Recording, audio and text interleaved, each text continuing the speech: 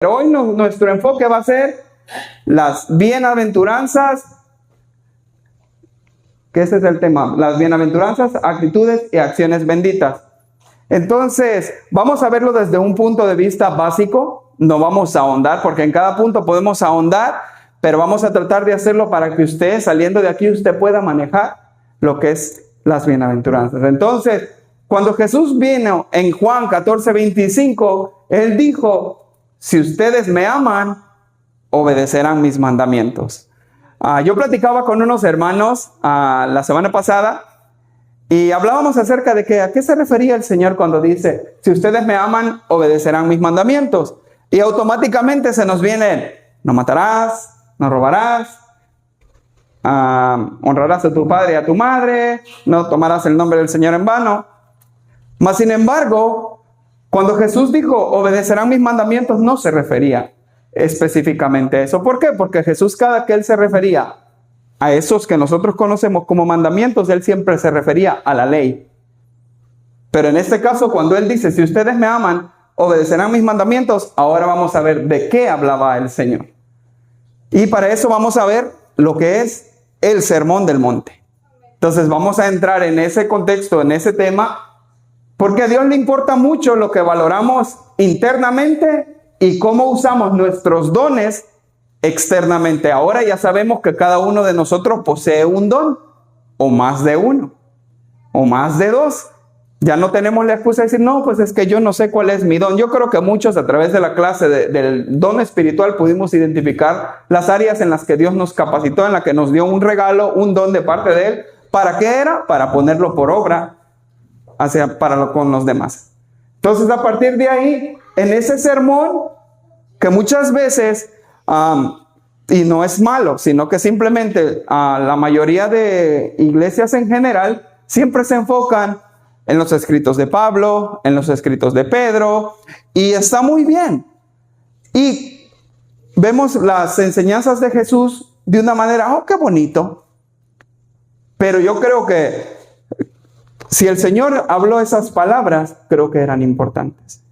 Si Él las habló, las demás palabras que escribieron los apóstoles fueron inspiradas por la tercera persona de la Trinidad, el Espíritu Santo. Pero en este caso, Cristo mismo habló estas palabras. Entonces creo que es muy importante que por lo menos básicamente aprendamos a qué el Señor se refería cuando Él habló en el Sermón del Monte. Porque son principios muy importantes del reino de Él, que el reino no es de este mundo, para los que seguimos al Señor, que lo enseñó no una vez, sino que fueron varias veces en diferentes entornos.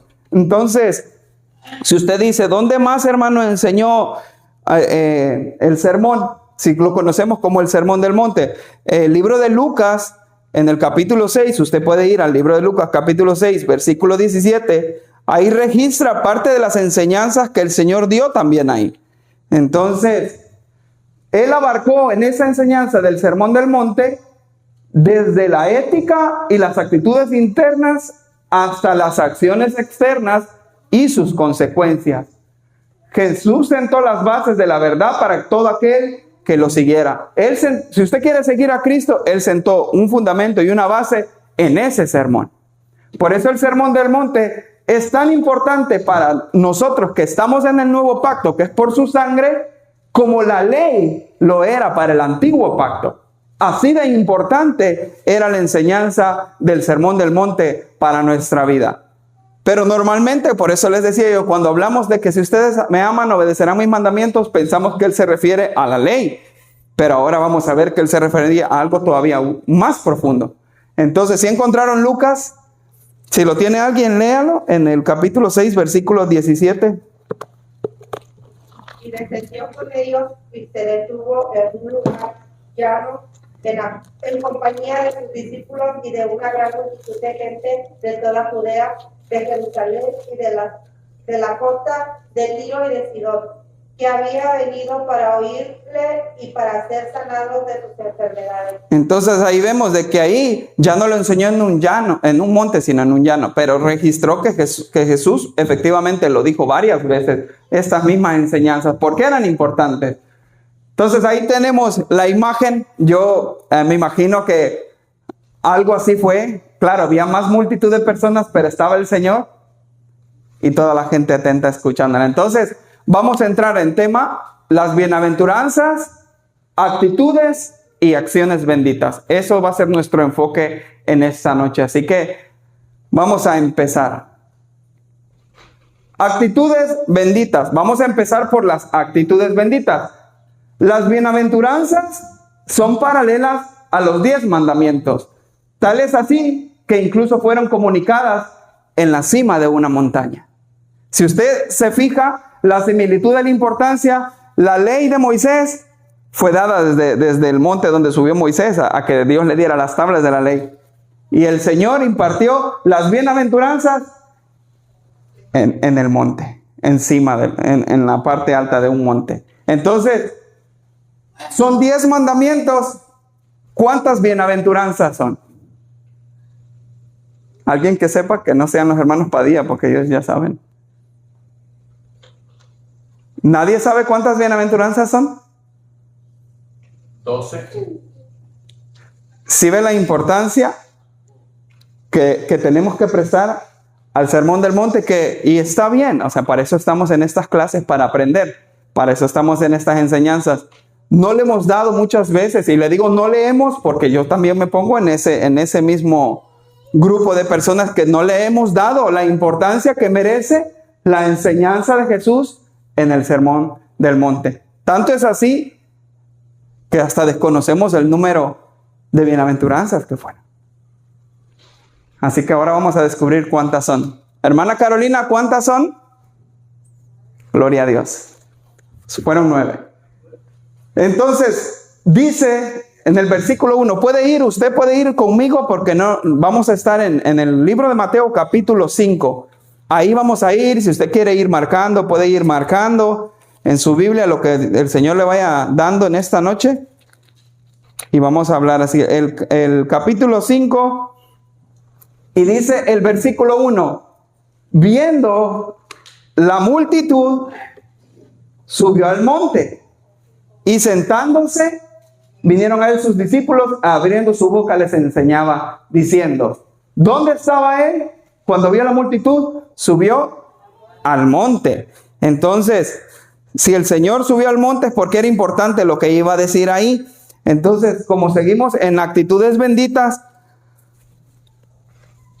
dice, el Antiguo Testamento declaraba bendiciones y maldiciones basadas en la obediencia a Dios.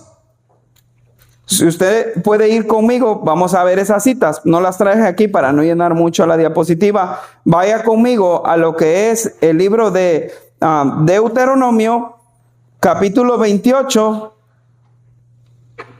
verso 2. Y de ahí se va al verso 15. Deuteronomio, capítulo 28, verso 2. Y de ahí se va al verso 15. Yo voy a ir con ustedes también, porque quiero que tengan claro lo que el Señor estaba diciendo. Deuteronomio 28, quien lo tenga lo puede leer. Y vendrán sobre ti todas estas bendiciones y te alcanzarán si oyeres la voz de Jehová tu Dios. Ok, versículo 15. Pero acontecerá, si no oyeres la voz de Jehová tu Dios para procurar cumplir todos sus mandamientos y sus estatutos que yo te intimo hoy, que vendrán sobre ti todas estas maldiciones y te alcanzarán. Entonces ahí vemos que en el Antiguo Testamento los 10 mandamientos declaró bendición y maldición basados en la obediencia a Dios. Pero de la misma manera Jesús en el Sermón del Monte, Él explica cómo pueden recibir las bendiciones de Dios al obedecer sus enseñanzas y desarrollar una perspectiva de lo que era el reino de Dios. Entonces, si ven que Jesús no se estaba refiriendo a los 10 mandamientos, ahora vamos a ver por qué. Entonces, entramos con la primer bienaventuranza. Léalo conmigo. Bienaventurados los pobres en espíritu, porque de ellos es el reino de los cielos. ¿Alguien que me pueda decir qué es ser pobre en espíritu? Voy a empezar a preguntar. Hermano Melo, ¿qué es ser pobre en el espíritu?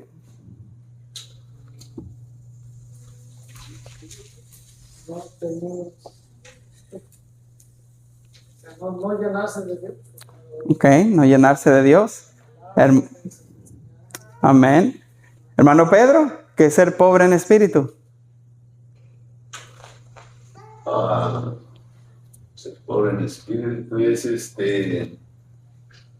autorrechazarse uno mismo. Autorrechazarse. Sí ve dos diferentes respuestas y está bien, porque para eso estamos en esta clase, vamos a aprender. Pero hoy vamos a entender qué es cuando el Señor les dijo, bienaventurados. Para comenzar, ¿qué es bienaventurado? Muchos dicen, feliz, felicísimo. Y otros hablan de dichoso, con mucha suerte, con buena fortuna. Pero, más sin embargo, en el contexto que el Señor lo hablaba, decía, bienaventurados los pobres en espíritu. Feliz, dichoso, el pobre en espíritu. Como que no tenía sentido para la mente natural, pero para la gente que lo iba a seguir, que después iban a ser llenos de su Espíritu Santo, como nosotros hoy en día, íbamos a comprender ese significado y vamos a decir, wow, o sea que de verdad que lo que para el mundo parece locura, para nosotros es bendición. Entonces, bienaventurados los pobres en espíritu, porque de ellos es el reino de los cielos. Jesús primero declara que aquellos que son pobres en espíritu son bienaventurados. Si usted es pobre en espíritu, ya la lleva de ganar, porque ya es bendecido, ya es dichoso. Entonces, ¿pero qué es eso, hermano? ¿Por qué tarda tanto para decirnos que es ser pobre en espíritu? No se refiere solo a aquellos que trabajan duramente para ganarse la vida, ahí está la clave, sino a aquellos que reconocen humildemente su dependencia de Dios. ¿Cómo cambia, verdad? Entonces, dijéramos, bienaventurados los que reconocen humildemente su dependencia de Dios. Ya cambia todo, ¿verdad? Es tomar conciencia de la bancarrota espiritual que se experimenta fuera de Cristo. Es llegar al punto de decir realmente que yo sin la presencia de Dios no soy nada. Sin Él en mi vida yo no valgo nada. Reconozco que aunque tengo todos los bienes de este mundo, que aunque tengo mucha salud, tengo mucha prosperidad, soy profesional, tengo una familia hermosa, no le hago daño a nadie, tengo buena conducta, soy una persona ejemplar, aún así reconozco que yo dependo de Dios. Pero esa actitud usted no la puede adoptar de su propia naturaleza. Entonces viene la guianza del Espíritu Santo cuando usted lo recibe, lo sella y lo marca. Y el Espíritu Santo, que lo va a guiar a toda verdad, lo guía a reconocer, no, pues mira, qué bien, pues tengo todo pagado. Reconozco que depende de Dios, no de mí. No, pero es que tú trabajaste duramente. Sí, porque Dios me dio salud. Entonces empezamos a reconocer humildemente, y por lo general pensamos que la humildad es verse pobre, verse sucio, y no necesariamente es así. Tenemos un concepto de que cuando vemos a alguien en unas condiciones precarias, decimos, pobrecito, qué humilde es, y tal vez es una persona bien soberbia. Pero asociamos lo que vemos con una característica que no tiene nada que ver con la humildad. La humildad nos ayuda a tomar conciencia que necesitamos a Dios en nuestra vida. Los seguidores de Jesús, o sea, nosotros, debemos evitar el orgullo y la autosuficiencia al adoptar, en cambio, una actitud de humildad y la voluntad de buscar continuamente la provisión de Dios. Cuando habla de la provisión de Dios, ¿usted qué piensa que es lo que Dios me puede dar materialmente? No necesariamente es así. Porque Dios en su provisión no provee solo las cosas que nosotros podemos ver y tocar, sino también las cosas que no podemos ver y que tampoco podemos tocar. La paz en su vida es provisión de Dios. La tranquilidad en su vida es provisión de Dios. La salud en su vida es provisión de Dios. No se limita a una casa, a un carro, a ropa y a comida. Pero cuando vemos la palabra provisión, asociamos automáticamente con esas cosas. Pero en realidad nosotros lo que buscamos es continuamente la provisión de Dios con una humildad, con una actitud humilde, reconociendo, Señor, yo necesito de ti la salud, yo necesito de ti estar apegado a tu palabra, necesito de ti para ser lleno de tu presencia, necesito de ti para el trabajo que estoy haciendo, necesito de ti. Una vez platicaba con el pastor y me comentaba él de que siempre que él iba a arreglar una máquina, él siempre le decía, bueno, Señor, aquí voy con esto, dame la guianza, ayúdame, yo necesito de tu guianza para hacer este trabajo. Reconociendo humildemente su dependencia de Dios. ¿Acaso no ha arreglado como 40, 50, 60 máquinas similares en el pasado? ¿Sí o no? Por supuesto que sí. Dirá usted, no, pues entonces ¿para qué pide que Dios le vuelva a guiar? Si ya el mismo tornillo va en la misma máquina, se arregla 20 teléfonos de ese mismo que está ahí grabando. Pues al principio le va a costar el primero, pero después de 10 ya va a saber a dónde va cada pieza. Pero aún así, reconoce humildemente su dependencia de Dios. Entonces, a eso se refiere cuando dice el Señor, bienaventurados los pobres en espíritu. Entonces, yo les hago una pregunta a ustedes. La tengo en el teléfono porque pensé que iba a poner la computadora acá, pero pues tuvimos un desperfecto. Entonces, por eso la puse aquí en el celular. ¿Por qué creen que Jesús comienza en su Sermón del Monte con la primer bienaventuranza, con la pobreza de espíritu, antes de cualquier otra cosa? ¿Por qué él empezó con la pobreza en espíritu? ¿Por qué él empezó por ahí? ¿Qué le llama la atención de decir, ¿por qué empezaste por ahí? ¿Por qué no empezaste bienaventurado a los que padecen persecución? ¿Por qué no empezaste por ahí? ¿Por qué empezaste en los pobres de espíritu? ¿Por qué? ¿No le llama la atención el por qué él empezó ahí? No dice usted, ay, es cierto. Yo creo que le he dicho en varias clases que él siempre se pregunta el por qué. Y Dios mismo le va a dar la respuesta en su palabra. ¿Por qué cree, a ver hermano Gabriel, por qué cree que Dios empezó con los pobres en espíritu? ¿Por qué ahí y no por lo demás? Porque él así lo quiso. Para reconocer que sin él no podemos. Ok. Amén. Raulito, ¿por qué crees que él empezó con los pobres en espíritu y no con las demás bienaventuranzas? ¿Por qué por ahí? ¿Cómo dices? Más que lo que ya está bien. Ok. La respuesta, o una posible respuesta es, porque es desde la humildad donde se empieza a tener una relación con Él. Si usted no es humilde, usted no me puede decir que usted tiene una relación con Dios. Porque Él mismo dice en su palabra que Él atiende al humilde y mira de lejos al altivo. Entonces, si usted no tiene una actitud de humildad antes de cualquier otra cosa, usted no puede tener o no puede empezar a tener una relación con Él. Y por lo tanto, tampoco va a poder tener las bendiciones del reino de las que Él está hablando. Puede tener algo aquí material, pero las bendiciones del reino de las que Él está hablando, porque miren la bendición, porque de ellos es el reino de los cielos. O sea, no les está diciendo cualquier cosa. Le está diciendo, oye, tú que reconoces humildemente tu dependencia de mí, tuyo va a ser el reino de los cielos. Ahí vas a habitar. Entonces no es cualquier recompensa que le está dando, no le está dando un terreno, una casa, un carro. Le está diciendo el reino de los cielos. Entonces, he ahí la importancia. Por lo tanto, también esas bendiciones. Entonces, ¿qué significa eso? Se traduce en una rendición total y no en una mera emoción. O sea, usted se rinde en totalidad. Significa, aunque yo puedo hacer todas las cosas, me rindo a ti y reconozco que dependo de ti. A eso se refiere cuando dice, bienaventurados, dichosos los pobres en espíritu, porque de ellos es el reino de los cielos. ¿Pregunta o comentario? ¿Quedó claro? Yo creo que también era para que conocieran realmente a Dios. O sea, lo conocían por la ley, pero ahora ya ven el reino de Dios en el Espíritu. No sé si me explico. Sí, le entiendo.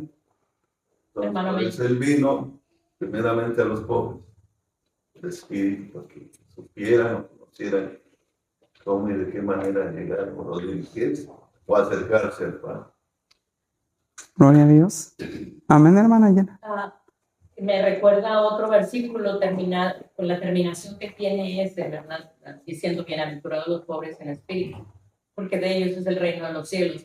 Y me recuerda cuando habla acerca de los niños, dejar los niños de ellos es el reino de los cielos. Me imagino que llegas como niño, o sea, te dejas querer por Dios, como dice usted, con humildad, con entrega, con reconocimiento, ¿verdad? De la obediencia y la dependencia debes de tenerla con Él, ¿verdad? Y los niños, pues ellos son santos, o sea, son limpios de mente, vaya. Amén. Me recordaba con el fin de, o sea, lo que termina diciendo ese versículo. No Amén. sé si tiene relación. Sí, claro. Hablando de los pobres. Sí, porque si usted puede... No tienen malicia, no tienen maldad, no, están pobres. Sí, la comparación sería que a un niño no se le hace difícil reconocer su dependencia de los padres. Eso es perfecto. Por eso de los tales es el reino de los cielos, porque ellos, No o sea, si usted le pregunta a mis niñas o a sus niños, ellos no tienen problema en reconocer, no, yo dependo completamente de mis padres, ellos me dan absolutamente todo, ellos me cuidan, ellos me guían. Dígame, hermano Ramón, ¿iba a decir algo? Sí, una de las cosas que también podemos ver en esos tiempos de Jesucristo, lo que son los fariseos y los saduceos, toda la gente tenía tanto, ¿cómo decir? Falta de humildad. Falta de humildad, y entonces quería enseñarles o hacer una comparación con ellos, de que no se trata de estar así para tener la gloria. Y ahorita vamos a entrar porque habla más de eso en las siguientes bienaventuranzas. Pero sí quedó claro el punto de los bienaventurados, los pobres en espíritu. Amén. Gloria a Dios. Vayan notando, primera bienaventuranza. Vamos a la siguiente. Bienaventurados los que lloran, porque ellos recibirán consolación. Dirá usted, no, esa está fácil, está tan fácil que hermano Gabriel dice que la quiere contestar, ¿verdad, hermano? Bienaventurados los que lloran. ¿A qué cree usted que se refiere cuando habla de los bienaventurados los que lloran?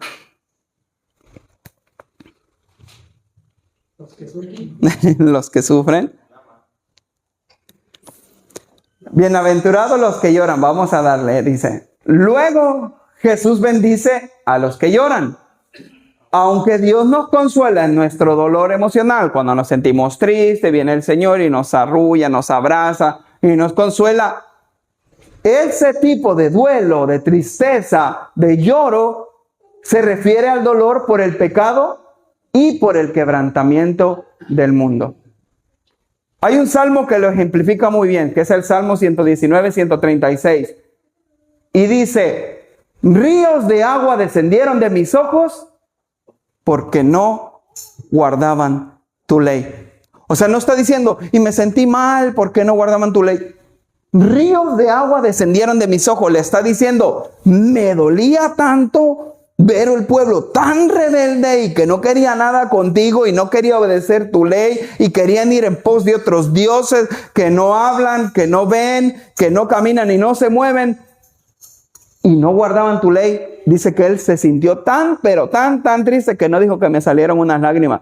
Ríos de agua. Entonces ese mismo dolor que sentía el salmista se refiere al Señor. Bienaventurados los que lloran, aquellos que sienten una tristeza, un dolor profundo por el pecado y el quebrantamiento de este mundo, como hoy en día nos debe de mover a nosotros, los servidores de Cristo, los siervos de Cristo, los hijos de Dios, el ver la situación de cómo está el mundo actualmente. Si a nosotros no nos mueve nada, el ver cómo la gente se está matando, el ver cómo la gente está abortando, el ver la gente cómo se está cambiando, haciendo sus operaciones para cambiar de un sexo a otro. Si no nos duele eso, si no nos quebranta y no decimos, Señor, ven pronto porque el pecado está descontrolado y este mundo no quiere nada contigo. Conocen de ti a través de todos los medios, escritos, digitales, por todo, Señor.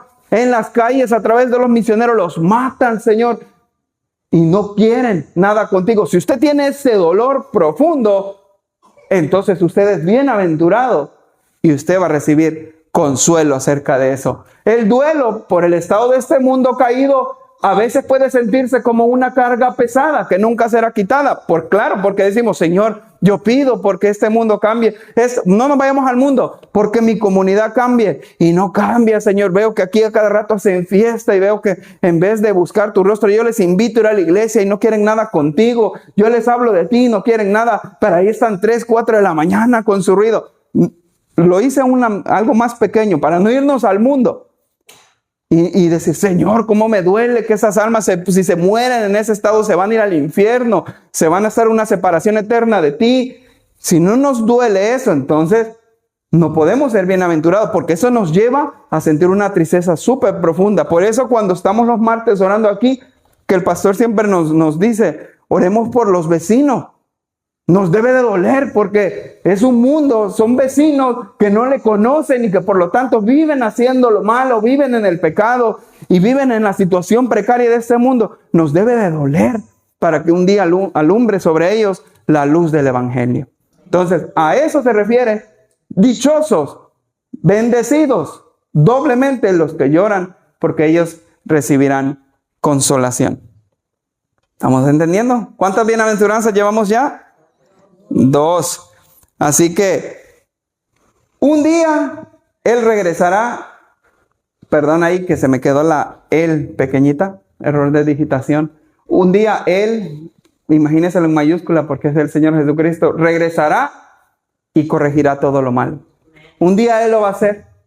Un día Él lo va a hacer. Va a llegar el punto que la maldad de este mundo va a llegar al límite de lo que tiene que llegar y el Señor va a decir, hasta aquí. Y va a venir el juicio sobre esta tierra a través de la gran tribulación que todos le hemos leído en el libro de Apocalipsis.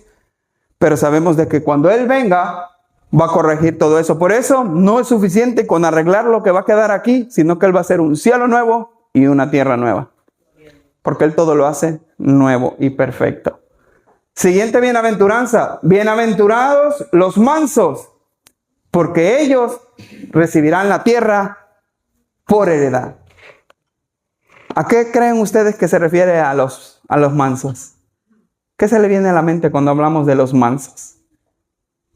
Lo estamos viendo todo, por cierto, a un nivel bien básico, hermano. Súper básico.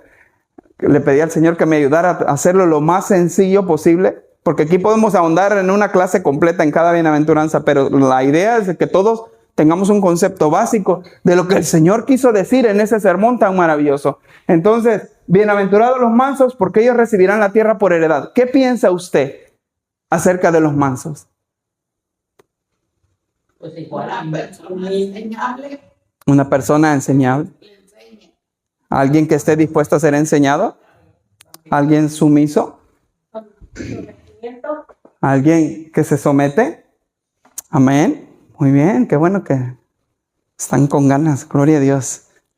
Amén, América. ¿Qué cree usted que se refiere con los mansos? Los humildes. Ok.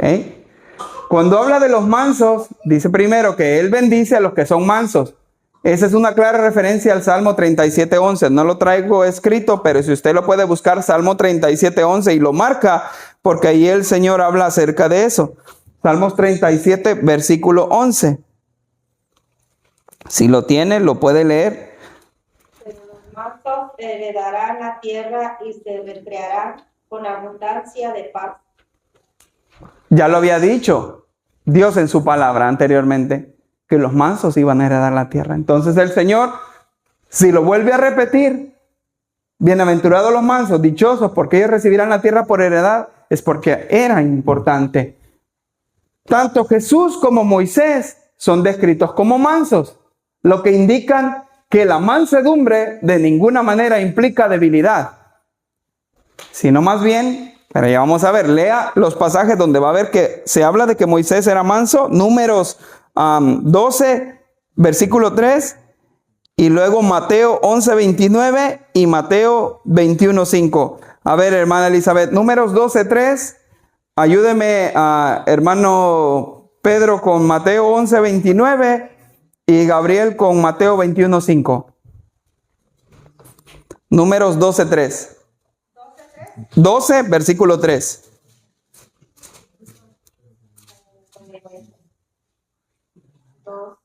Versículo. Moisés era muy manso, más que todos los hombres que había sobre la tierra. ¿Se le hacía a usted, Moisés, alguien debiluchón, alguien miedoso? Que no, yo no quiero problemas, yo no. Era alguien fuerte, pero se dice que era manso. Entonces estamos viendo que manso no necesariamente se refiere a alguien débil. Ahora que habla a Mateo 11:29, hermano Pedro. Llevad mi yugo sobre vosotros y aprended de mí, que soy manso y humilde de corazón, y hallaréis descanso para vuestras almas. Que él es manso y humilde de corazón. Y 21:5, Mi yugo es fuerte. hermano Gaby. 21:5 entiendo. Siempre Mateo. 20. Decid a las hijas de Sión, he aquí tu rey viene a ti manso y sentado sobre unas asnas, sobre un pollino, hijo de animal de carga. Entonces ahí vemos que describen a Jesús como a Moisés como mansos, pero ellos, Jesús se les hace a alguien débil, para nada. Él es el Todopoderoso, entonces no se refiere a eso, sino que el ser manso se refiere a tener una fortaleza, pero la fortaleza bajo control. Por eso usted mira en la imagen del fondo, traté de poner imágenes del fondo, usted mira un caballo bien fuerte, pero al final, por muy fuerte que sea, se somete a una autoridad mayor que es la que sostiene la mano con la brida y con las correas para sujetarlo, para guiarlo. Y el caballo es fuerte, pero tiene una actitud de mansedumbre para, como decía hermana Lolita, para ser guiado, para ser enseñado, si lo podemos traducir así, y se presta para eso. Entonces habla de alguien que tiene fortaleza bajo control. Los cristianos que muestran, y ahí le dice qué significa fortaleza bajo control: paciencia, comprensión, bondad y dominio propio. Ellos son los que serán bendecidos al ser bienvenidos en el reino eterno de Dios. Entonces, cuando habla de eso, de los mansos, nos dice, déjeme y veo aquí lo que tenía en las notas en la computadora. Hay un pasaje paralelo que confirma, ¿verdad?, que al ser mansos las bendiciones no solo se van a disfrutar en el cielo, sino también en esta vida. Váyase al Salmo 37 y lee del versículo 1 y versículo 4, y si no lo ha marcado en su Biblia, hoy lo va a marcar. Salmo 37, versículos 1 al 4, y cuando lo tenga, lo lee. Salmos 37, versículos 1 al 4. Pacientes a causa de los malignos, ni tengas envidia de los que hacen iniquidad, porque como hierba serán pronto cortados y como la hierba verde se secarán. Confía en Jehová y haz el bien y habitarás en la tierra y te apacentarás de la verdad. Deleítate a sí mismo en Jehová y él te concederá las peticiones de tu corazón. Encomienda a Jehová tu camino y confía en él y él hará. Era hasta el 4, hermana, hasta el 4. Pero usted ya se emocionó con el Salmo 37. Entonces ahí mismo dice que si nosotros confiamos en Dios y hacemos el bien, habitaremos en la tierra y nos apacentaremos de la verdad. Y dice que si nos deleitamos en Él, Él va a conceder las peticiones de nuestro corazón. Dirá usted, no, pues cuando lleguemos al cielo. En el cielo, hermano, ya va a estar todo excelente. Esas bendiciones, esas promesas son para nosotros que todavía habitamos en esta tierra. Entonces, tratemos de tener esa actitud de mansedumbre, que significa fortaleza bajo control, con paciencia, comprensión, bondad y dominio propio, y vamos a ver la mano del Señor. Por eso a veces vemos personas y decir, wow, cómo estas personas son bien bendecidos, cómo estas personas les va muy bien, cómo estas personas siempre tienen todo bajo, todas las cosas les salen bien. Claro, porque una persona que es paciente no se mete en problemas fácilmente, porque primeramente soporta, tiene la capacidad de soportar por parte del Espíritu Santo y decir, no, está bien. Por mucho que le busquen las cosquillas, no se las encuentran. También tienen comprensión. Dicen, no, pues yo entiendo, es que la persona no estaba en sus mejores días. Entonces, y comprendemos muchas cosas. En el trabajo no explotamos y tal vez nos iban a dar un ascenso, nos iban a dar un aumento de sueldo, pero como llegamos, sí, es que solo a mí me dan trabajo pesado y solo a mí, nadie más, y me toca hacerlo a mí, ya estoy cansado, ya estoy harto, y tal vez ese día le iban a dar su aumento o le iban a subir de otra posición, y perdió la bendición. Y dicen, es que el diablo me está atacando. No, simplemente no tuvimos una actitud de mansedumbre, y por lo tanto, las cosas que están en esta tierra no las podemos heredar. Dios no las quiere dar. Por eso Jesús nos está diciendo, tengan paciencia, sean comprensivos, sean bondadosos. Reconocimos que Dios es toda bondad. Él era todo bueno, todo lo bueno procede de Él. Entonces, si dejamos que Dios nos llene de su bondad y sobre todo del dominio propio, entonces vamos a empezar a ver que las cosas se mueven a favor de nosotros. ¿Qué es dominio propio? No, pues no meternos en problemas. Más que eso, dominio propio es que aunque tengo $2,000 para gastar, no me los gasto en cosas innecesarias. Y dices, que no, hombre, yo veo... ¿Quién no se va a enojar si lo usa de ejemplo? Voy a usar al pastor, como quiero, perdóneme, pastor. Así que, no, es que yo veo que el pastor le va bien, es que yo veo que el pastor, no, es que él trabaja, no, tuvo suerte que le dieron ese trabajo, no, simplemente tuvo unas características que da el Espíritu Santo, tuvo dominio propio, porque no se gastó lo que no se tenía que gastar. Tuvo tranquilidad, dijo, no es el momento. Tomó decisiones acertadas. Dentro del dominio propio está tomar decisiones acertadas para tu vida. No, pues es que esto se ve bueno, no, pues es que está medio chueco. No, pero ahí me dijeron que ahí voy a multiplicar mi dinero. ¿Y cuál es el resultado? No, pues no ves tu dinero, no ves que prosperas económica y materialmente. Y dices tú, no culpa del diablo, no, culpa de nosotros, que no hemos puesto en práctica lo que Jesús nos dice. Bienaventurados los mansos. No hemos tenido ese dominio propio. Pensamos que dominio propio es no querer irle a pegar al hermano, que también, pero va más allá. Va en esas decisiones que tomamos que en el tiempo nos perjudican y Dios nos quería bendecir, pero porque nosotros decidimos ir a dar una vuelta grandísima cuando el trayecto era así de corto. Simplemente no tuvimos la paciencia para esperar en Él, sino que quisimos forzar a Dios y forzar su bendición. Y déjeme decirle, Dios no necesita nuestra ayuda. Y nosotros cuando ayudamos a Dios, le echamos a perder lo que Él ya tenía para nosotros. ¿Por qué? Porque queremos tomar atajos y los atajos por lo general nos alejan de lo que Dios tiene para nosotros. Entonces parte de eso está en el ser manso. El ser alguien manso, el ser alguien con una fortaleza, pero bajo control, que tiene paciencia, comprensión, bondad y dominio propio. Gloria a Dios. Así que hay otro pasaje también, leímos Salmos 37 del 1 al 4, pero también podemos ver el resultado en 1 Corintios 3, 21 al 23. Lea ese pasaje bien hermoso y si no lo tenía marcado, también ahora lo va a marcar. Son puros pasajes para que nos recuerden que el Señor quiere bendecirnos. Simplemente nosotros no hemos sabido entender que en su palabra, en su escritura, Él ya nos dejó el anhelo y el deseo para con nosotros de bendecirnos, pero simplemente no hemos prestado la atención suficiente. Y dice, 1 Corintios 3, 21 al 23, léalo quien lo tenga, por favor. ¿No lo tienen? Yo lo tengo. Amén, hermano. Así que ninguno se gloríe en los hombres, porque todo es vuestro. O ¿cómo dice? Pero a ver, otra vez léalo, hermano. Así que ninguno se gloríe en los hombres, porque todo es vuestro. ¿Algunas cosas? Todo es vuestro. Sea Pablo, sea Apolos, sea Cefas. ¿Qué más? Dígame. Sea el mundo, sea la vida, sea la muerte, sea lo presente, sea lo porvenir. Todo es vuestro. Y vosotros en Cristo de Dios. Amén. Todo es vuestro. Pero simplemente decía, hermano, yo nunca había leído ese versículo. Por eso su palabra es vida.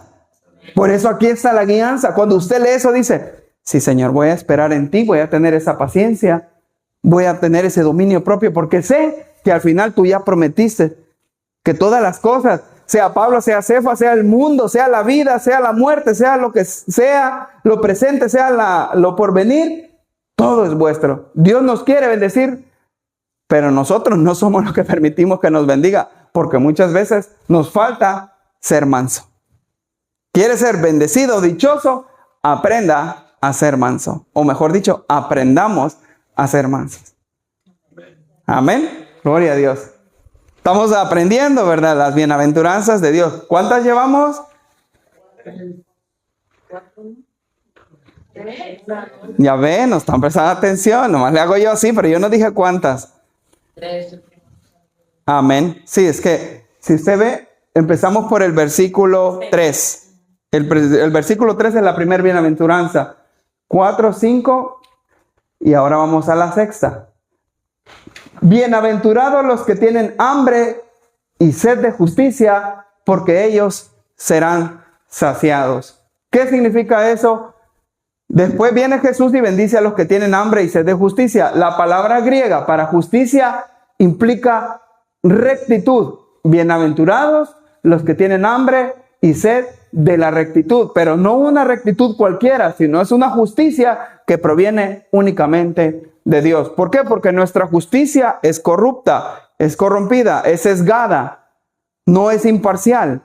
Entonces nosotros siempre vamos a querer lo nuestro, lo propio, pero Dios, que es recto, justo y perfecto, Él siempre va a hacer lo que es correcto. Entonces, por eso nosotros, cuando se refiere a eso, se refiere a reconocer su santidad, porque esa santidad va a provocar en nuestra alma un profundo anhelo por la clase de justicia que solo está disponible a través de Jesús, como dice 2 de Corintios 5:21, al que no conoció pecado, por nosotros lo hizo pecado, para que nosotros fuésemos hechos justicia de Dios en él, una justicia perfecta. Entonces, nosotros tenemos como seguidores suyos buscar activamente lo que es bueno, tanto en nuestra propia vida como en la sociedad. No conformarnos en buscarlo solo para nosotros, sino también las cosas que son buenas, pero también en la sociedad. ¿Qué hay de bueno en la sociedad hoy en día? Difícil, ¿verdad? Muy difícil. Muy difícil encontrar algo bueno hoy en día en la sociedad. Yo creo que mientras más le escarbamos, menos encontramos. Lo bueno que hay ahora en la sociedad. A ver, le voy a preguntar, ¿qué hay de bueno en la sociedad, hermano Gabriel? Hermano Goyo.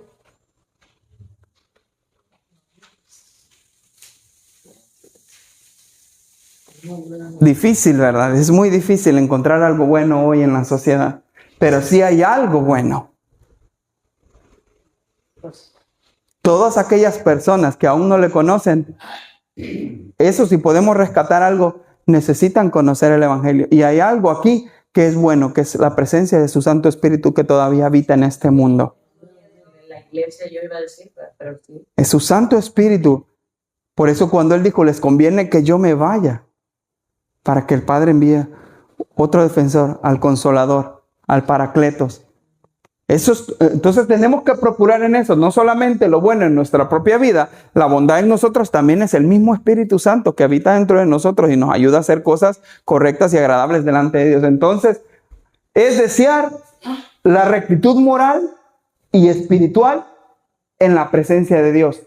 Tener interés en Cristo, en su gracia y en la santidad que proviene de Él. A eso se refiere cuando habla bienaventurados aquellos que tienen hambre y sed de la rectitud moral y espiritual en la presencia de Dios, que tienen interés en Cristo, en su gracia maravillosa y en la santidad que proviene de Él. Si usted tiene ese anhelo, bienaventurado y dichoso, porque usted va a ser saciado. Usted va a ser saciado. Usted va a ser... ¿Qué pasó? A ver. Ahí está. Ya me había preocupado. Dije, ¿qué sucedió ahí? Regresamos. Así que ese anhelo de saber que Él va a saciarnos nos consuela, porque sabemos que va a llegar un día en que toda injusticia va a salir a la luz y vamos a vivir con Él eternamente. Tengo una nota aquí. No tengo nota en esta diapositiva. Seguimos. Ahora vamos a las acciones benditas. Todo eso fue algo interno. Todo eso son actitudes internas. La mansedumbre es interna, no es externa. El recibir consolación es interno. No es algo que usted pueda llevar a cabo. Lo recibe, es algo interno. Cuando hablaba de los pobres en espíritu, es algo interno. Una humildad de reconocer nuestra dependencia de Él es algo interno. Ahora bien, en su palabra está descrito, según Santiago 2:17, así también la fe, si no tiene obras, es muerta en sí misma. Entonces, todo lo que ha sido enseñado anteriormente, por eso Jesús cambia el enfoque de los pensamientos a las acciones. Ahora seguirlo es una decisión interna que va a tener resultados externos. Por eso la siguiente bienaventuranza dice, bienaventurados los misericordiosos, porque ellos alcanzarán misericordia. Entonces ya cambia el enfoque. El enfoque dejó de ser nosotros para enfocarnos en las acciones para con los demás. ¿Sí me está entendiendo? Entonces el enfoque cambia. El Señor quiere una transformación interna para que nuestras acciones lo muestren externamente. Usted no me puede decir que usted ama a Dios si usted no es una persona que tiene misericordia. ¿A qué se refiere eso? Explicó que son bendecidos los que tienen misericordia o los misericordiosos. Los cristianos fuimos salvos por misericordia y la gracia de Dios. Y esto no tiene nada que ver con la propia justicia de nosotros. Por lo que naturalmente nosotros debemos demostrar esa misma misericordia hacia los demás. Si nosotros, sin merecerlo, Dios nos salvó, Dios nos rescató, Dios nos sacó de la situación en la que estábamos, nos sacó de aquel lugar oscuro en el que habitábamos, nos rompió las cadenas del pecado. Por lo tanto, nosotros tenemos que tener esa misma actitud para con los demás, que también se han alcanzado, por más que haya sido la persona que nos haya hecho mucho daño, porque somos selectivos. Sí, Señor, salva a todos, pero a este no lo salves. Y si no lo iluminas, elimínalo. O lo iluminas o lo eliminas. Pero, ¿sí ve? Entonces, carecemos de esa característica.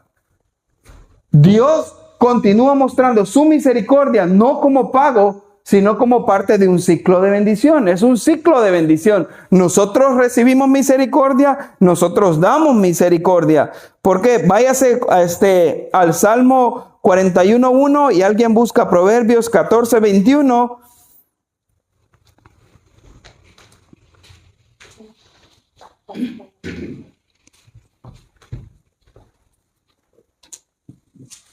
Y lo tienen ahí, todavía no lo lean. Entonces, ahí podemos ver que Jesús mismo, más adelante, en el mismo sermón, amplía el concepto de perdón, que es un perdón recíproco, más adelante en el sermón de Mateo, donde hablaba de que si ustedes perdonan, hasta lo pueden buscar si quieren, Mateo 6, 14 al 15. Si alguien tiene Salmo 41:1.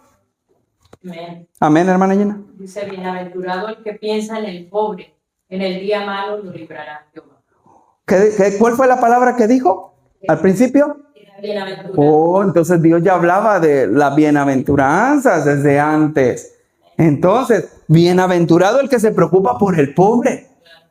Entonces la pregunta es, ¿acaso para Dios no son importantes la gente que padece necesidad? Claro, pero nosotros tenemos que preocuparnos por ello. Bienaventurado el que se preocupa por el pobre. Entonces, el siguiente versículo, hermana, Proverbios 14:21. ¿Sí lo tiene, hermano Pedro? Cree que el que menosprecia a su prójimo, mas el que tiene misericordia de los pobres es bienaventurado. El que tiene misericordia de los pobres es. Si usted está viendo, entonces ya pasa de una actitud de, ay, yo anhelo, yo necesito, Señor, tu amor, tu perdón, a que nosotros empezamos a tener misericordia. Pero claro, tenemos que exteriorizarlo de alguna manera. Entonces, tenemos que preocuparnos por aquellos que están en una situación igual o peor que la nuestra. Hechos 20:35. ¿Quién tiene Hechos 20:35? Y si no, lo leo yo. Hechos 20:35. ¿Lo tienen? Amén. Amén, hermana. Llena, léalo, por favor.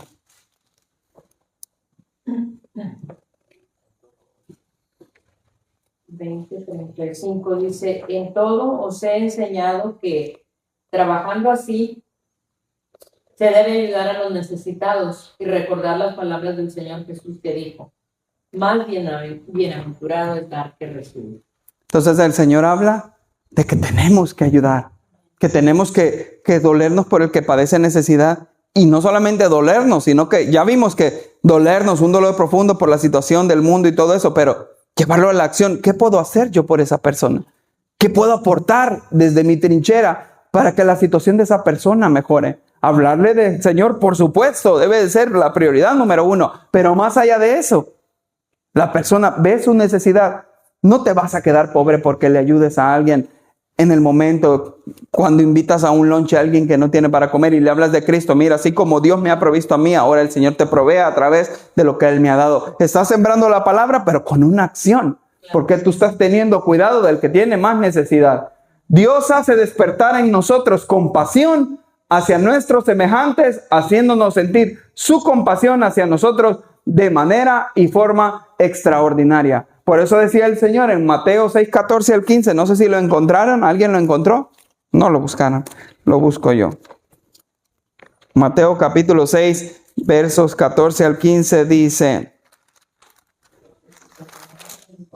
Perdonáis a los hombres. sus ofensas os perdonará también a vosotros vuestro Padre Celestial, mas si no perdonáis a los hombres sus ofensas, tampoco vuestro Padre os perdonará vuestras ofensas. Entonces es un ciclo de bendición. El Señor nos da para que nosotros por gracia también demos. ¿Solo perdón? No, también todo lo que Dios nos provee. Por eso es más bienaventurado, como leyó usted, es más bienaventurado dar que recibir.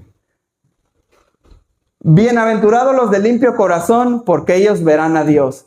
En esa parte, Jesús subrayó la importancia de mantener la pureza moral y espiritual. A eso se refiere el limpio corazón, pureza moral y espiritual. ¿Por qué? Como decía hermano Ramón hace rato, los líderes religiosos de su tiempo hacían mucho hincapié en la limpieza exterior, pero Jesús quiere que el comportamiento exterior de sus seguidores refleje la pureza que hay en lo profundo de ellos. Es decir, tú vas a reflejar pureza moral y espiritual no para una apariencia, sino porque Dios empezó a hacer algo dentro de ti.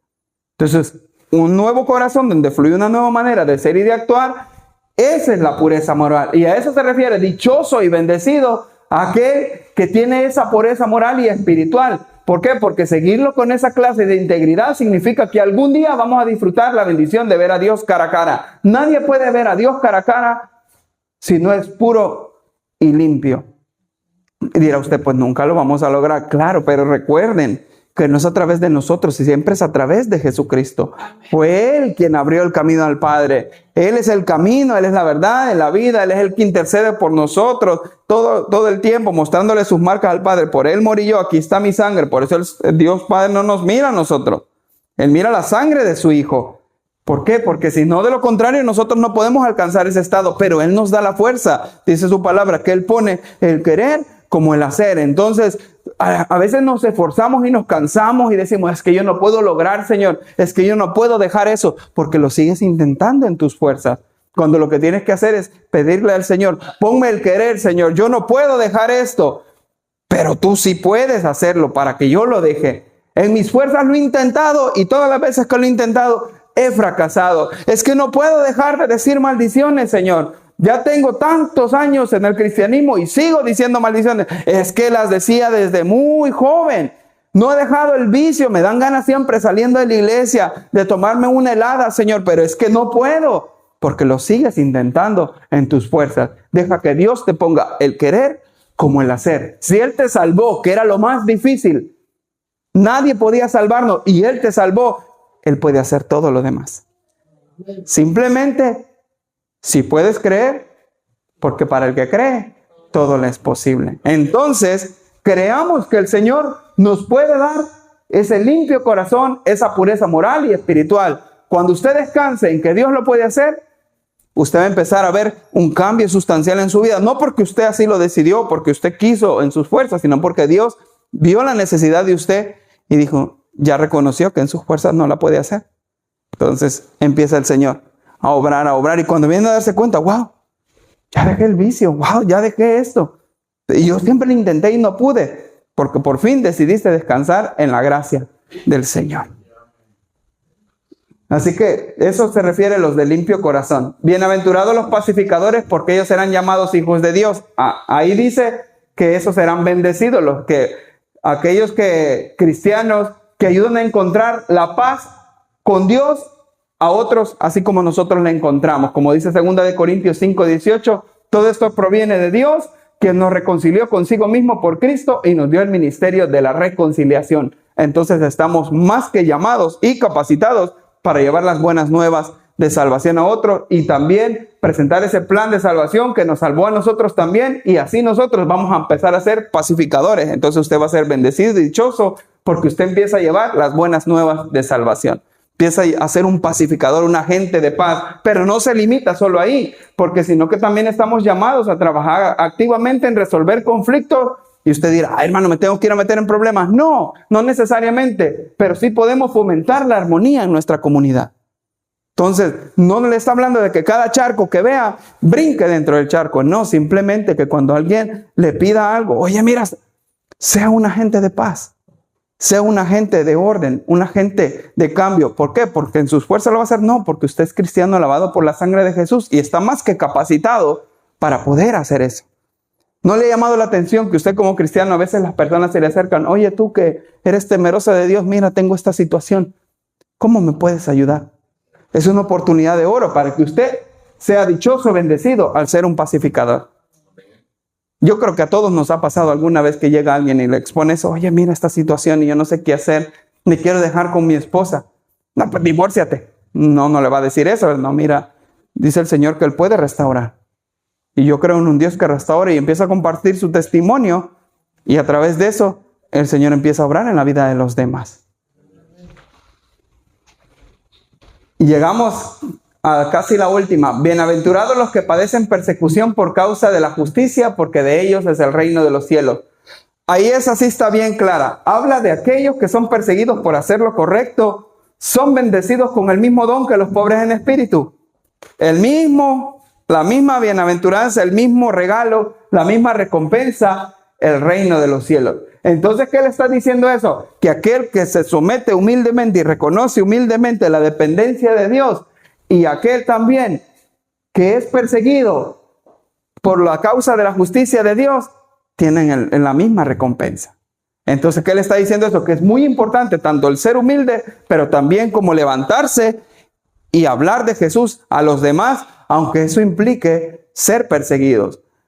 No solamente es una persecución, ¿verdad?, que nos van a querer matar, sino que a veces también pueden ser situaciones incómodas donde estamos en la comunidad. ¿Por qué? Porque la persecución y la bendición parecen incompatibles. Usted dice, ¿cómo voy a ser bendecido si me están persiguiendo? Sin embargo, cuando alineamos nuestra vida con la palabra de Dios, automáticamente eso te pone en conflicto con aquellos que viven según los preceptos del mundo. Si tú te alineas a la palabra de Dios, oye, vente, vamos allá, hombre. Le voy a decir lo que me pasaba a mí. Yo trabajaba en un restaurante y me decían, no, los compañeros de trabajo, no, hombre, vamos allá donde las niñas. Pues usted se imaginará qué es, ¿verdad? Porque hay niños aquí. Entonces, ¿por qué? Pero no, yo soy cristiano, yo estoy casado, tengo una esposa y la amo mucho y yo hice un voto, un juramento con ella delante de Dios que le iba a respetar, amar hasta que la muerte me separara de él. No, pero entonces, ¿qué pasa? Te hacen a un lado. Te repudian. Te discriminan, dicen, ahí viene, o en el trabajo que te dicen, ahí viene el santurrón, el que se cree, el perfecto. Exactamente, entonces empieza a ser un hostigamiento y te aíslan, te hacen a un lado. Pero eso es leve, no es nada comparado a la persecución que a veces sufren en los países donde se predica el evangelio. Pero en mayor o menor medida, es una discriminación que tenemos que padecer sí o sí si nosotros nos alineamos nuestra vida a la palabra de Dios. Entonces, usted quiere vivir alineado a la palabra de Dios, va a recibir algún tipo o especie de persecución inevitablemente. Así que debe de meterse eso en la cabeza cuando esté pasando una situación así. Me hicieron a un lado, se burlaron de mí, me dijeron esto. Recuérdese, soy dichoso cuando padezca todo eso por causa de la justicia de Dios y tengo recompensas en el reino de los cielos. Todo esto para que nos levante el ánimo, para que cuando estemos en esas circunstancias digamos, no, si soy bien dichoso, soy bien bendecido. Ser maltratados por nuestra fe no debería de causar depresión o ansiedad. En cambio, debemos regocijarnos cuando recordamos que Dios ha prometido bendecir a quienes son perseguidos por su causa. Debe de ser, dice la palabra de Dios, dice, tengan por sumo gozo cuando se encuentren en diversas pruebas. No necesariamente son pruebas personales, sino también pruebas que nos somete el mundo porque amamos a Dios. Porque nos persiguen, porque nos tienen por aleluya, nos tienen por locos, nos tienen por todo. Pero ven al musulmán y dicen, no te metas, no, hay que respetar su religión. No, ellos tienen derecho a alabar a Dios. Pero uno pone sus alabanzas o está leyendo la palabra de Dios, ese ahí está loco, miren, no le hagan caso, está bien loco. Creen un libro inventado por hombres. Y empiezan así. Pero nosotros tenemos dominio propio, somos mansos. Aunque podemos defendernos, nos tranquilizamos. ¿Por qué? Porque va a haber una oportunidad donde los vamos a poder ganar para el Señor. ¿Ve cómo todas se conectan? Y llegamos al final. Dice, bienaventurados sois cuando por mi causa os vituperen y os persigan y digan toda clase de mal contra vosotros mintiendo. Jesús concluyó esta sección de las bienaventuranzas advirtiendo a sus seguidores que serían objeto de burla, persecución y tergiversación por seguirlo. Y eso cuando Jesús nos dice que somos bendecidos, dichosos, cuando nos vituperen, nos persigan y digan toda clase de mal contra nosotros mintiendo, incluso dentro del mismo cristianismo, pueden llegar a hablar mal de nosotros, de decir, no, ese es dividir iglesias, o ese es falso, y empiezan, hasta dentro de ahí puede haber una vituperada o una persecución. Pero somos bienaventurados porque hablan todo eso mintiendo. Cuidado con que hablen todo eso y estén diciendo la verdad. Así que procuremos que cuando hablen todo eso, porque lo van a hablar, usted quiera o no, sea siempre mintiendo. Porque ahí entonces somos dichosos. Y él concluyó esa sección así. Pero eso nos lleva a una pregunta.